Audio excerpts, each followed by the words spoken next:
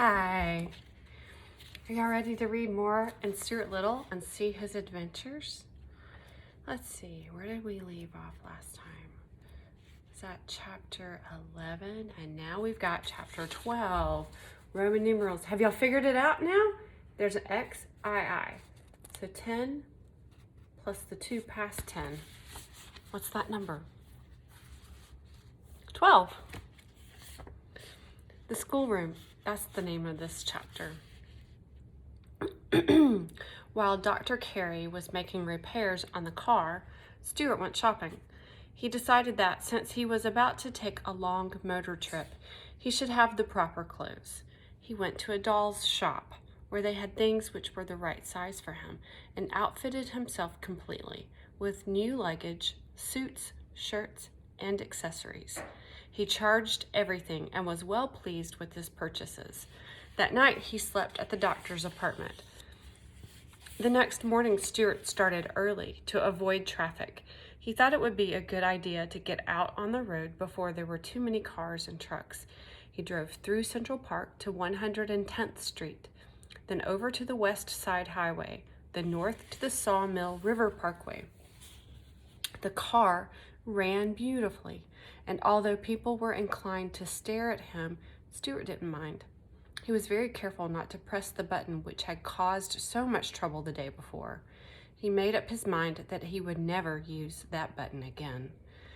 Just as the sun was coming up, Stuart saw a man seated in thought by the side of the road. Stuart steered his car alongside, stopped, and put his head out. "You're worried about something, aren't you?" asked Stuart. "Yes, I am," said the man, who was tall and mild. "Can I help you in any way?" asked Stuart in a friendly voice. The man shook his head. "It's an impossible situation, I guess," he replied. "You see, I'm the superintendent of schools in this town." "That's not an impossible situation," said Stuart. "It's bad, but it's not impossible." "Well," continued the man, "I've always got problems that I can't solve. Today, for instance, one of my teachers is sick. Miss Gunderson, her name is. She teaches number 7 school. I've got to find a substitute for her, a teacher who will take her place." "What's the matter with her?" asked Stuart. "I don't know exactly. The doctor says she may have rhinestones," replied the superintendent. "Can't you find another teacher?" asked Stuart. "No, that's the trouble. There's nobody in this town who knows anything. No spare teachers, no anything. School is supposed to begin in an hour." "I will be glad to take Miss Gunderson's place for a day if you would like," suggested Stuart agreeably. The superintendent of schools looked up. "Really?" "Certainly," said Stuart. "Glad to." He opened the door of the little car and stepped out. Walking around to the rear, he opened the baggage compartment and took out his suitcase. "If I'm to conduct a class in a schoolroom, I'd better take off these motoring togs and get into something more suitable," he said. Stuart climbed the bank, went into the bushes, and was back in a few minutes wearing a pepper and salt jacket, old striped trousers, a Windsor tie, and spectacles. He folded his other clothes and packed them away in the suitcase. "Do you think you can maintain discipline?" asked the superintendent. "Of course I can," replied Stuart. "I'll make the work interesting and the discipline will take care of itself. Don't worry about me." The man thanked him and they shook hands. At 9:15, the scholars had gathered in school number 7. When they missed Miss Gunderson and word got round that there would be a substitute, they were delighted. "A substitute," somebody whispered to somebody else. "A substitute, a substitute." The news traveled fast, and soon everyone in the schoolroom knew that they were all to have a rest from Miss Gunderson for at least a day, and were going to have the wonderful experience of being taught by a strange teacher whom nobody had ever seen before.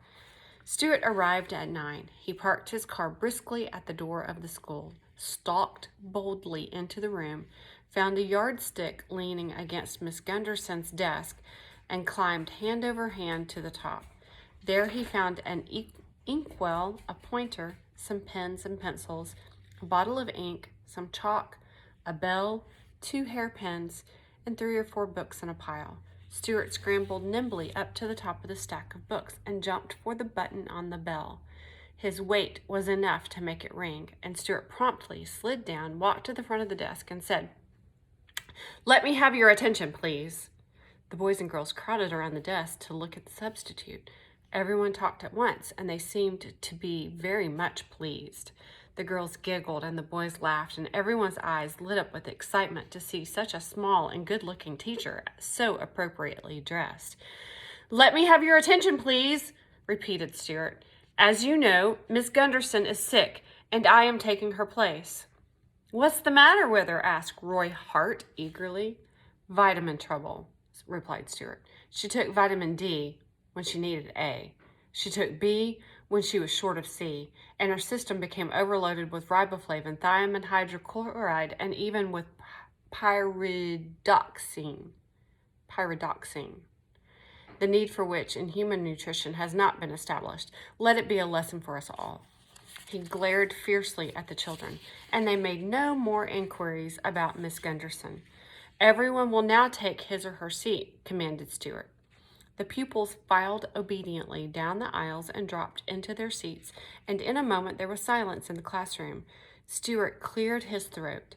Seizing a coat lapel in either hand to make himself look like a professor, Stuart began, "Anybody absent?" The scholars shook their heads. "Anybody late?" They shook their heads.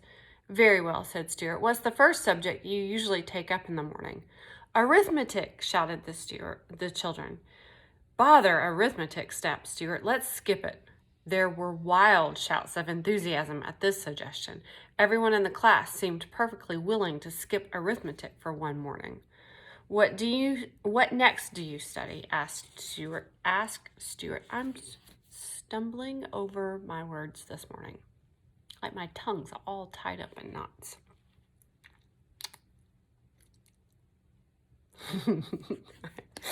But you'll forgive me, right? "So what next do you study?" asked Stuart. "Spelling," cried the children.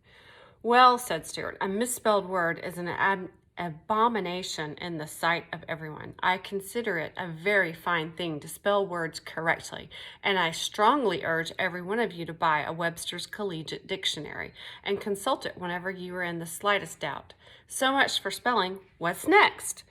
The scholars were just as pleased to be let out of spelling as they were about arithmetic, and they shouted for joy, and everybody looked at everybody else and laughed and waved handkerchiefs and rulers, and some of the boys threw spitballs at some of the girls.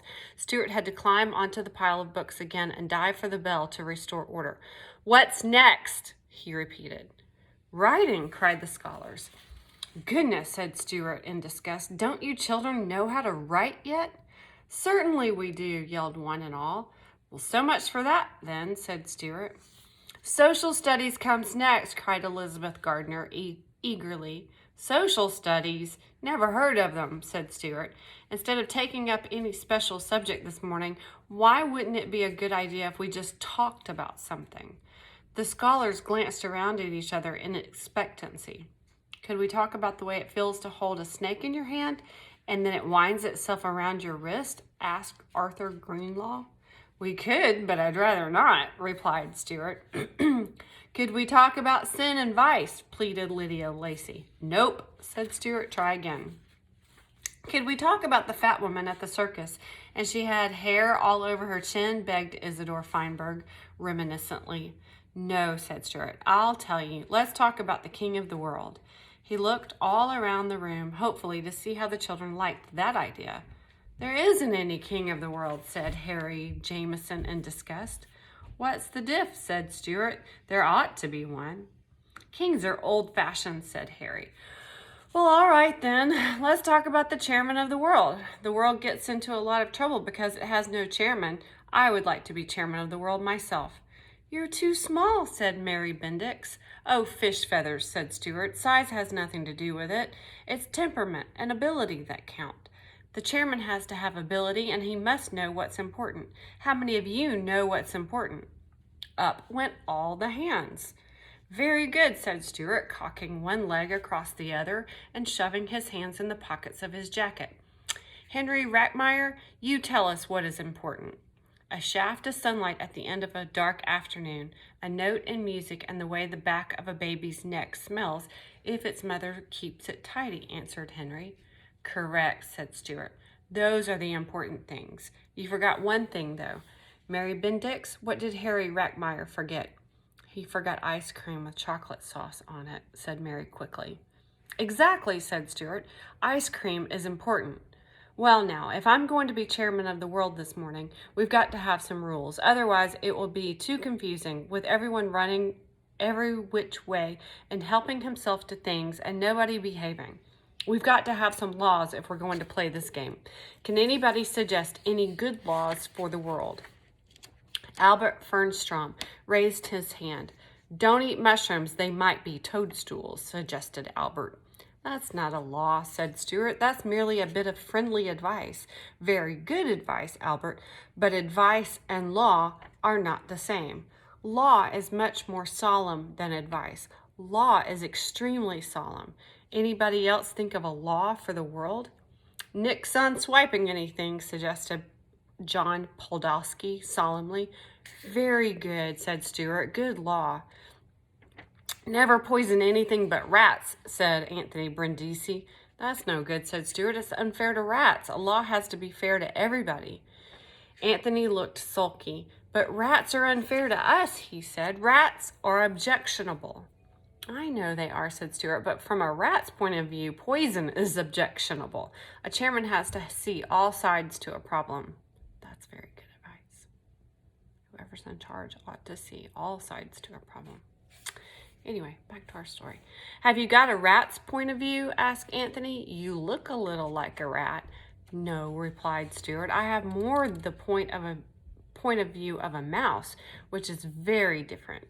I see things whole. It's obvious to me that rats are underprivileged. They've never been able to get out in the open. Rats don't like the open, said Agnes Baritska. That's because whenever they come out, somebody socks them. Rats might like the open if they were allowed to use it. Any other ideas for laws? Agnes Baretska raised her hand. There ought to be a law against fighting. Impractical, said Stuart. Men like to fight. But you're getting warm, Agnes.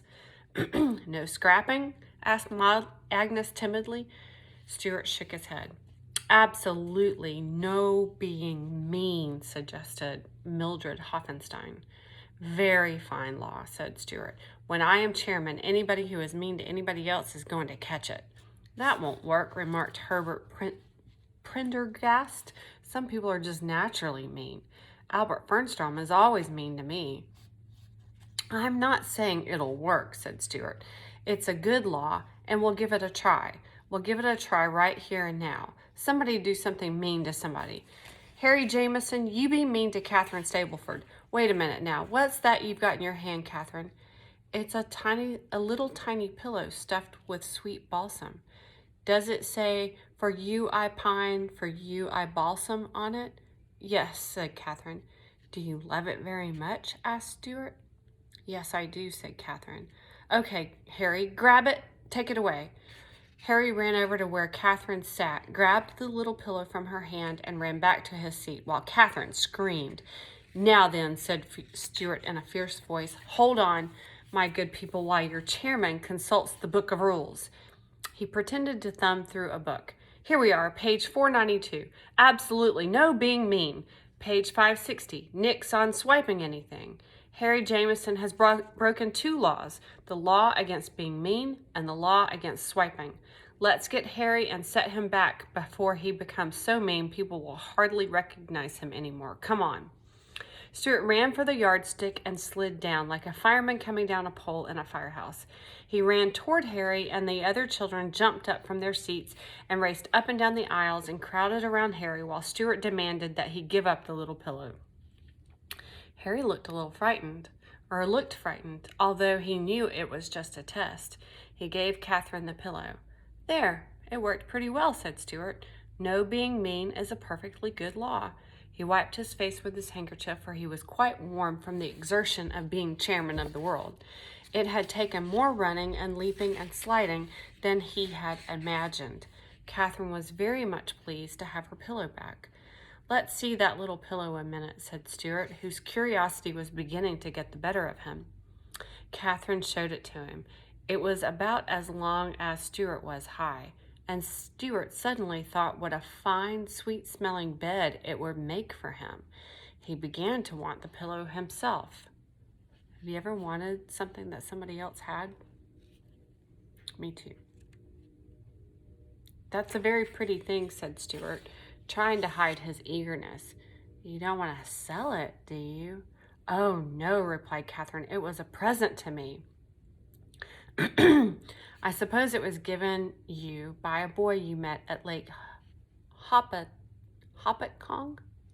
I think that's how you say that. Sometimes you run into words that you don't know how to say.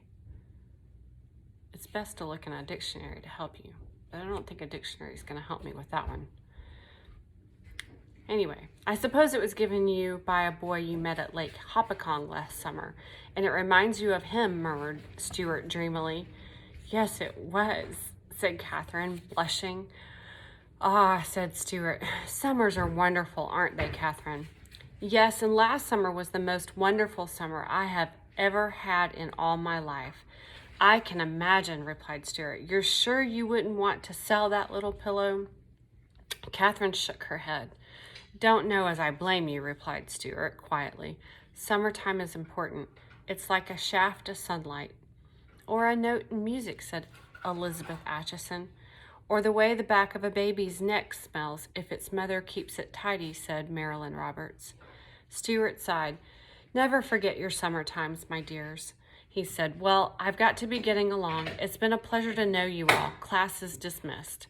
Stuart strode rapidly to the door, climbed into the car, and with a final wave of the hand drove off in a northerly direction, while the children raced alongside and screamed, "Goodbye! Goodbye! Goodbye!" They all wished they could have a substitute every day instead of Miss Gunderson. That's the end of chapter 12. See you next time.